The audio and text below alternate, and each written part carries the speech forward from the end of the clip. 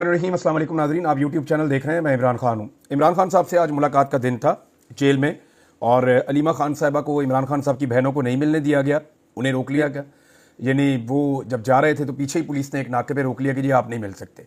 वहीं पे इमरान खान साहब की बहनें जो है बैठ गई, उन्होंने वहाँ पे एक अलामती धरना भी दिया, उन्होंने वहाँ एहतजाज भी किया, लेकिन उन्हें मिलने नहीं दिया गया। उनके कुछ बयानात हैं, वो मैं आपको आगे जाके बताता हूँ, क्योंकि इससे ज़्यादा इंपॉर्टेंट कोई और चीज़ें हैं मेरे पास।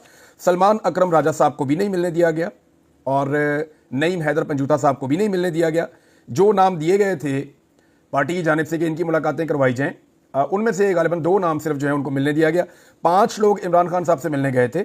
इनमें बैरिस्टर गौहर फैसल चौधरी साहब, डॉक्टर अली इमरान साहब, सलमान सफदर साहब जो इमरान खान साहब के वकील हैं, और एक और वकील हैं एक और, वो गए थे मिलने के लिए। बुशरा बीबी ने इस पर एतराज़ किया था मुबैना तौर पर कि आप लोगों के नाम नहीं थे, आप लोग मिलने आए। तो इस पे इमरान खान साहब ने उन्हें रोका। उन्होंने कहा ठीक है, बातचीत तो करें। देखिए, 5 बड़े सवालात थे जो उठे हुए थे, जिनके जवाब नहीं मिल रहे थे। इन 5 सवालात के जवाब अभी मिल गए हैं। जब मैं आपसे बात कर रहा हूं कि इमरान खान साहब ने उन 5 चीज़ों का क्या जवाब दिया और लुब्बे लुबाब क्या है, तो एक जुमला है उसका लुब्बे लुबाब जो इमरान खान साहब ने मुलाकात के दौरान बोला। उन्होंने कहा कि मुझे कुछ और समझ बैठे हैं और मैं कुछ और हूं। यह जुमला बड़ा ताकतवर जुमला है। साबिक वज़ीर आज़म ये कह रहे हैं जी मुझे ये कुछ और समझ बैठते हैं, इनको मेरी समझ नहीं आई कि मैं क्या हूं और मैं कुछ और हूं। यही तो अंडर एस्टिमेट किया उन्होंने।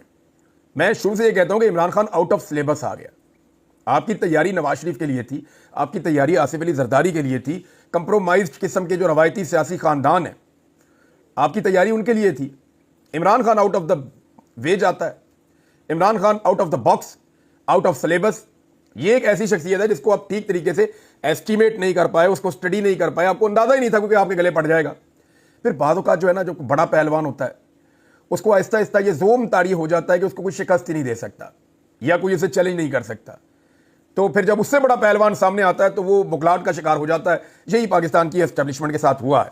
अब वो जो 5 सवाल थे जिनके बारे में मैं बात कर रहा था, उनके जवाब आ गए हैं। सवाल तो और भी बहुत सारे हैं, लेकिन ये 5 सवाल। एक, ड्रोन हमले के बारे में क्या इमरान खान साहब को इंफॉर्मेशन दी गई? जो काटलिंग में ड्रोन हमला हुआ, तो उसका जवाब है निल। आज भी इमरान खान साहब को ड्रोन अटैक के बारे में किसी किस्म की कोई इंफॉर्मेशन मालूमात फराहम नहीं की गई।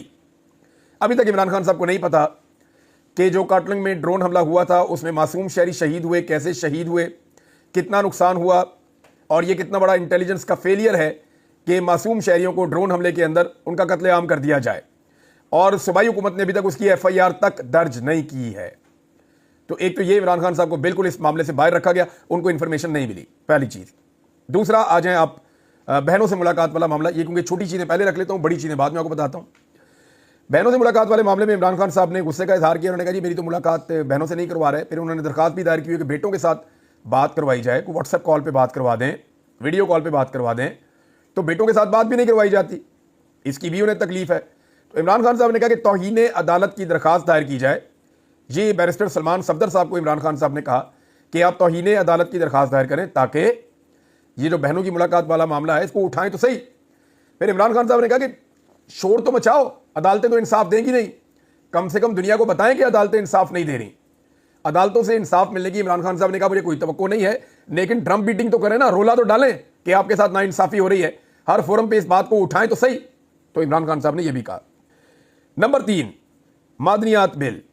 ये जो मादनियात वाला बिल है, इसके बारे में इमरान खान साहब को ब्रीफ किया गया, लेकिन बहुत मामूली ब्रीफ किया गया।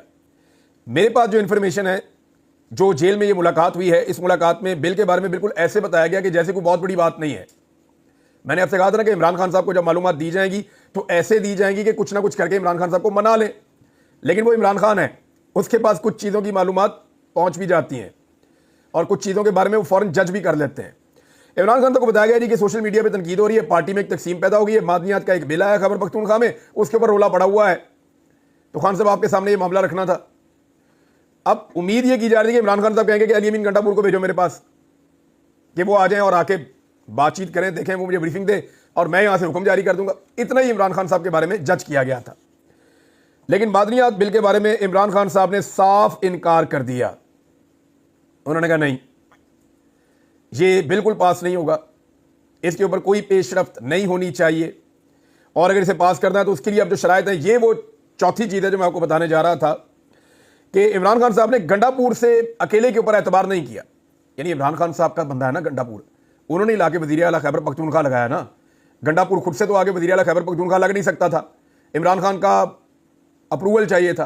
तो गंडापुर को इमरान खान ने लगाया वज़ीर आला खैबर पख्तूनख्वा, और जब तक वो वज़ीर आला खैबर पख्तूनख्वा है वो एक तरह से इमरान खान साहब की जो वफादारी है उसका वो क्लेम भी करता रहेगा, और दूसरा इमरान खान साहब का एतमाद भी कुछ हद तक हासिल रहेगा। मुकम्मल भी हो सकता है, कुछ हद तक भी हो सकता है।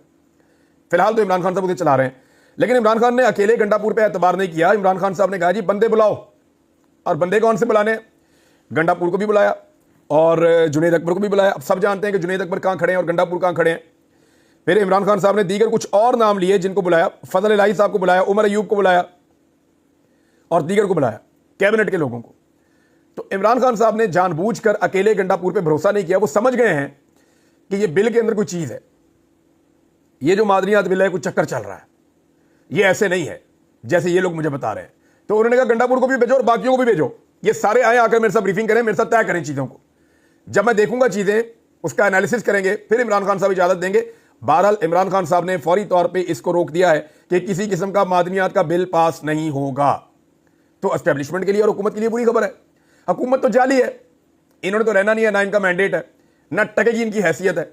मामला तो एस्टेब्लिशमेंट का है जिसका इस मुल्क के ऊपर हमेशा से कब्जा है, वसाइल के ऊपर भी कब्जा है। तो ये एक बहुत बड़ा जखीरा है, खजाना है खैबर पख्तूनख्वा में मादनियात का, जिसके हवाले से अभी ये इमरान खान साहब ने मौक़िफ़ दिया कि इसको रोक दें। तो एस्टेब्लिशमेंट के लिए तो अच्छी खबर नहीं है।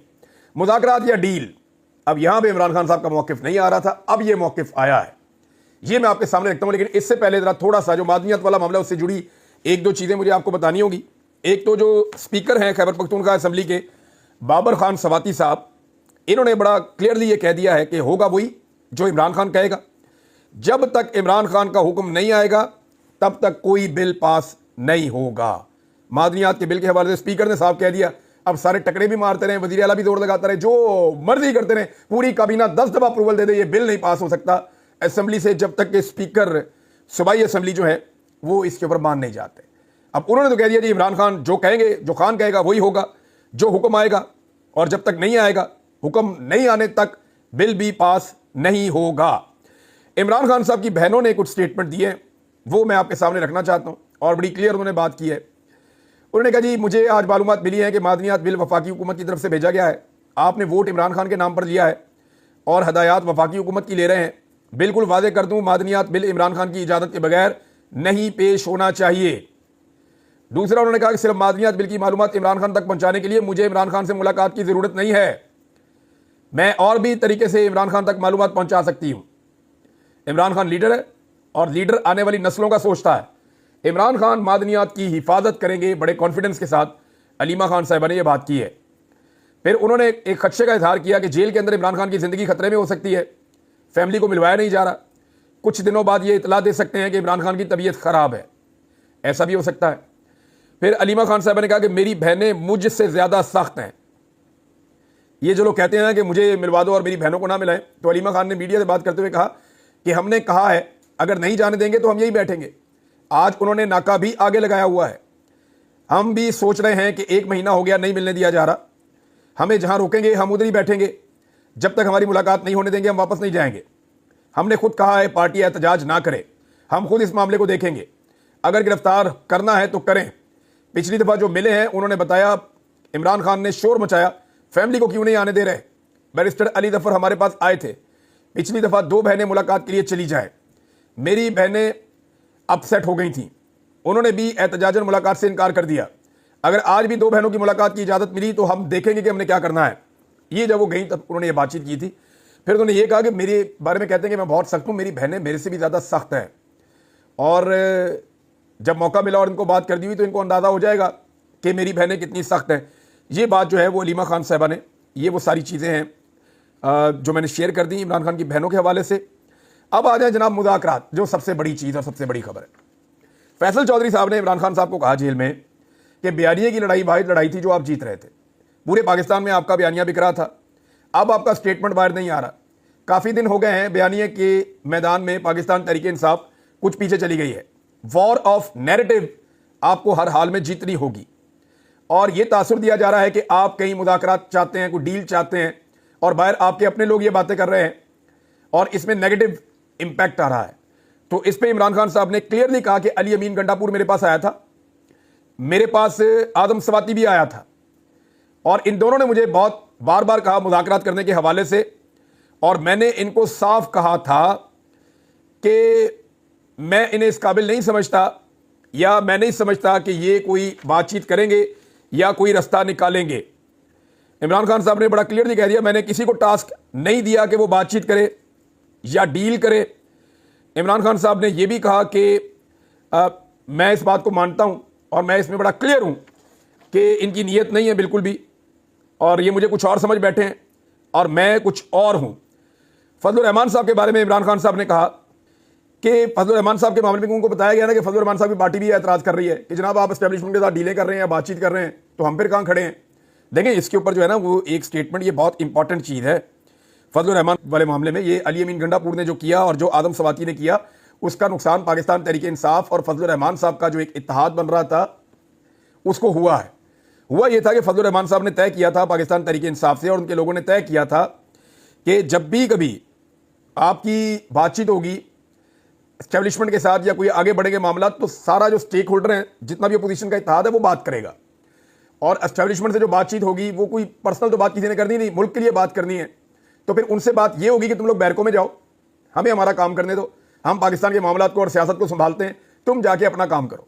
तो ये बातचीत होगी, और इस पर पाकिस्तान तहरीक इंसाफ और बाकी सारे स्टेक होल्डर्स ने एक दूसरे के साथ ये कहा था बिल्कुल ठीक है, ऐसा ही होना चाहिए। लेकिन अब सूरत हाल बदल गई। इसमें जो है वो फजलुर रहमान साहब के हवाले से उनकी पार्टी के लोग अब ये कह रहे हैं कि ठीक है, इमरान खान साहब अगर चाहते हैं या उनकी पार्टी चाहती है कि एस्टेब्लिशमेंट के साथ डील करें या बात करें, तो फिर उनको एस्टेब्लिशमेंट मुबारक। अब आगे से ये कहा गया है। तो इमरान खान साहब ने आज इस सारे बयानिए को तोड़ दिया है।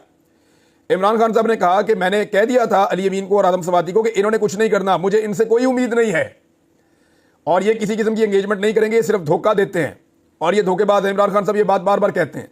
इन्होंने इनके सामने भी यही बातचीत दोहराई थी, और साथ उन्होंने इमरान खान साहब ने कहा कि अगर बिल पास करवाने वाले मामले पे आगे बढ़ना है तो अली अमीन के अलावा दीगर लोग भी सारे आएँ और पाबंदियां जो लगाई गई हैं वो पाबंदियां हटाएं, वरना ये बिल पास नहीं होगा। अब इमरान खान ने कह दिया तो फिर नहीं होगा, आप सीधा लटके उल्टा लटके जो मर्जी करें, ये बिल पास नहीं होगा। और जो एक पाकिस्तान तहरीक इंसाफ के नैरेटिव को नुकसान पहुंचाया गया था, पार्टी के अंदर से लोगों ने नुकसान पहुंचाया था, जी मुज़ाकरात कर लो, डील कर लो, बात कर लो, ये कर लो, वो कर लो, जी मेरी ड्यूटी लग गई, मेरा टास्क मिल गया। तो इमरान खान ने चिट्टा इनकार कर दिया, कोई टास्क नहीं मिला। ये सारे झूठ बोलते हैं। मैंने किसी को कोई टास्क नहीं दिया कि जाओ जाके मुज़ाकरात या डीलें करते फिरो। मैंने तो बल्कि इनको समझाया था कि ये ट्रक की बत्ती के पीछे लगाएंगे, ये बेवकूफ़ बनाएंगे, इनकी कोई नीयत ही नहीं है, ये आगे बढ़ने नहीं चाहते, पाकिस्तान का नुकसान कर रहे हैं। देखें, जिनकी नीयत होती है वो ऐसी तरामीम तो नहीं करते आइन में, जिनकी नीयत होती है वो ऐसे कंप्रोमाइज्ड जजेस तो नहीं लगाते, जिनकी नीयत होती है वो इस तरह से इंसानों को जबरी तौर पे लापता तो नहीं करते। पाकिस्तान तहरीक इंसाफ के 5 नौजवान अभी इस वक्त भी जबरी तौर पे लापता है, उनका कुछ पता नहीं चल रहा। अहमद नूरानी के 2 भाई जो हैं वो जबरी तौर पे लापता हैं, बेशुमार और लोग लापता हैं। अभी मेरे पास एक और खबर आई थी कि बलूचिस्तान में 3 इलाके हैं, पसनी का, कोयटा का और तुरबत का, वहां से शौकत, सलाल और शेर खान, इन नौजवानों को जबरी तौर पे लापता किया गया है। अब इमरान खान साहब ने बड़ा क्लियरली कह दिया कि मेरा जो स्टांस था, जहां पे मैं खड़ा था, मैं वहीं पे खड़ा हूं, मेरे बारे में इस निज़ाम की जो असेसमेंट है वो गलत है, ये मुझे कुछ और समझ बैठे हैं और मैं कुछ और हूं। ये है जनाब आज का लुब्बे-लुबाब। अब आ जाए नाजरीन, अहमद नूरानी साहब की वालदा दोबारा आज अदालत में पेश हुई और इंतहाई अफसोसनाक मनाजिर आज फिर हमने देखे हैं। अहमद नूरानी साहब की जो वालदा हैं उन्होंने अदालत में कहा कि मेरे बच्चे बिल्ली के बच्चे तो नहीं हैं जज साहब, अमीरों के बिल्ली के बच्चों को भी कुछ हो जाए तो हर चीज़ हरकत में आ जाती है। अहमद नूरानी की वालदा हाई कोर्ट से वापस रवाना, एक मरतबा फिर उनकी आंखों में आंसू, चेहरे पे परेशानी। बुजुर्ग खातून है भाई, एक बेटे ने खबर दी है, अगर वो खबर गलत है उसके ऊपर कानूनी कार्रवाई हो सकती है। वो जो बाकी 2 बेटे हैं जिनका उस खबर से कोई ताल्लुक भी नहीं है, कोई लेना देना भी नहीं है, और हत्ता कि मैं ये जानता हूँ ज़ाती तौर पर कि अहमद, ये करने वाली बात नहीं है इस वक्त, लेकिन अहमद नूरानी के अपने भाइयों से अच्छे ताल्लुकात नहीं है। वो दोनों भाई उठा लिए गए, उन्हें जबरी तौर पर लापता कर दिया गया, और अब उनकी माँ जो है वो दर बदर फिरती है, अदालतों के चक्कर लगाती है, और पुलिस FIR तक दर्ज नहीं कर रही थी। मरियम नवाज खान साहिबा ने कहा कि एजेंसियों ने इस मुल्क को जंगल बना दिया है, मगर नाम इन जजेस का याद रखिएगा। इससे पहले इस्लामाबाद हाई कोर्ट ऑर्डर करती थी तो कोई खौफ था सिस्टम की पकड़ का और बाजियाबी हो जाती थी, मगर फिर जज इंपोर्ट किए गए, इनाम अमीन मिनहास जैसे जज लगाए गए। अब इंसाफ कहाँ मिलेगा? जज सिर्फ यही कह देते हैं साइलिन को कि हम यहाँ बैठे हैं ना, और जजों के बैठने से कोई फर्क नहीं पड़ता, जजों के इंसाफ देने से फर्क पड़ता है। नाज़रीन, एक बड़ा ज़बरदस्त मैंने आज स्टेटमेंट पढ़ा, वो स्टेटमेंट मैं आपके सामने रखना चाहता हूँ। ये स्टेटमेंट नदीमुल हक साहब ने दिया, बड़ी ही शानदार बात की है और ये फैक्चुअली करेक्ट भी है। अफ्रीका में भी यही हुआ, अफगानिस्तान में ये हुआ, मिडिल ईस्ट के कई इलाकों में ये हुआ, आपका इराक के अंदर ये हुआ, दुनिया में कई जगहों पे ये माजी में हो चुका है और अब ऐसा लगता है कि यही पैटर्न जो है वो हमारी तरफ आ रहा है। उन्होंने कहा कि मादनियात जो हैं वो गोरे की अमानत हैं। मादनियात जो है, गोरा वो बोलते हैं कि वेस्टर्न जो पावर्स हैं, अमेरिका, यूरोप, इनकी अमानत है, ये इनकी है मादनियात। और पॉल कुलीर ने कहा था कि गरीब मुल्क जब मादनियात निकालने जाएगा तो खाना जंगी का शिकार हो जाएगा।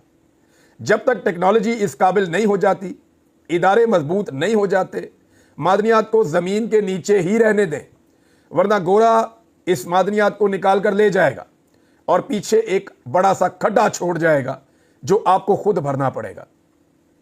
आप चले जाना, जाके देखें। मैं कॉन्गो के अंदर बहुत बड़ी बड़ी ड्रिजेस लगा के, बहुत बड़ी बड़ी मशीनें लगा के फ्रांस सोना निकालता था। अब मेरे वालिद साहब, हम बहुत छोटे छोटे थे तो वो वहाँ पे गए और वहाँ वो एक कंपनी के साथ काम कर रहे थे, इंजीनियर हैं ऑटोमोबाइल के। तो कुछ तस्वीरें उन्होंने जब वो खींच के लाए, हमें मिले, हमें दिखाई उन्होंने, तो बहुत सारी चीज़ें हमारे लिए बड़ी दिलचस्पी वाली थी। वहाँ इनके बैकग्राउंड में एक बहुत बड़ा व्हील पड़ा हुआ था। मैंने कहा ये क्या? उन्होंने कहा जी ये एक मशीन की एक गरारी है। जब फ्रेंच यहाँ से सोना निकालते थे तो वो इस तरीके से निकालते थे बड़ी बड़ी मशीनों के साथ कि उन्होंने सारा ऊपर से मलाई उठा के वो ले गए। अब तो वहाँ पे बहुत छोटा मोटा कारोबार काम चलता है और वहाँ पे बाकायदा जहाँ जहाँ से अफ्रीका में मादनियात निकाली गई, उनके ज़खायर इकट्ठे करके लूटे गए, वो जगह आज भी आप जाकर देखें तो वहाँ बहुत बड़े बड़े गड़े ही हैं, सिर्फ असरात ही बाकी हैं, वहाँ पे अब लोगों के लिए कुछ नहीं बचा। तो इसी तरह जो है वो पाकिस्तान के हवाले से नदीमुल हक साहब ने खबरदार किया है कि खुदा न खास्ता मामला इस तरफ जाएगा। नादरीन, स्पीकर अयाज सादिक ने दावा किया कि मैंने पाकिस्तान तहरीक इंसाफ के लोगों को बुलवाया था, तहरीक इंसाफ के लोग खुद नहीं आए। उन्होंने कहा जी मेरे पास बाकायदा सबूत मौजूद है कि मैंने इनको दावत दी थी, मैंने इन्हें कहा था कि आ जाओ, लेकिन ये लोग अपनी मर्जी से नहीं आए। मैंने अमरीकी वफद से मुलाकात में बैरिस्टर गौहर और चीफ वहिब आमिर डोगर को डिनर पर बुलाया था। यह मौका था कि पीटीआई रहनुमा अमरीकियों से बैठकर बात करते जिनसे वो मदद मांगते हैं। अब ताने भी मिल रहे हैं, मुलाकात भी नहीं हुई। दूसरा, उन्होंने साथ ही स्पीकर अयाज सादिक ने एक और बात कही। उन्होंने कहा कि पार्लियामेंट से जो अरकान असम्बली को अगवा किया गया था, उठाया गया था, तब स्पीकर ने बड़ा दावा किया था ना कि मैं फिर सोचूंगा कि मुझे यहाँ रहना या नहीं रहना। तो अब उस पर कह रहे हैं जी उसका कोई सबूत ही नहीं मिला, मैंने तहकीकात करवानी थी, जो मेरा फर्ज था मैंने पूरा कर दिया, मैंने अपनी जिम्मेदारी पूरी कर दी है। अब जो पार्लियामेंट से बंदे चुके गए थे वो चुके गए थे, लेकिन मुझे कोई सबूत ही नहीं मिला। तो सबूत तो फिर वो नहीं छोड़ते ना, सबूत तो वो नहीं छोड़ते। आपकी असेंबली के अंदर एक तकरीर भी कोई कर लेना, वो तकरीर भी नहीं छोड़ते। मिसाल के तौर पर जुनैद अकबर साहब ने कौमी असेंबली में एक तकरीर की थी, वो तकरीर कहाँ गई किसी को कुछ पता नहीं है।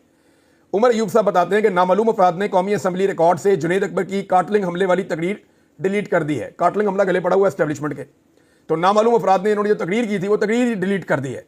पहले जुनैद अकबर की तकरीर को नशर होने से रोका गया।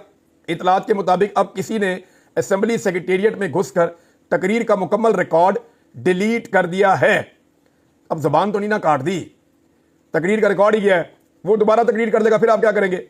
मेरे ज़राए ने कंफर्म किया है कि जुनैद अकबर की तकरीर किसी याजूज माजूज या इबलीस या CIA या मुसाद ने असेंबली के रिकॉर्ड से डिलीट कर दी है।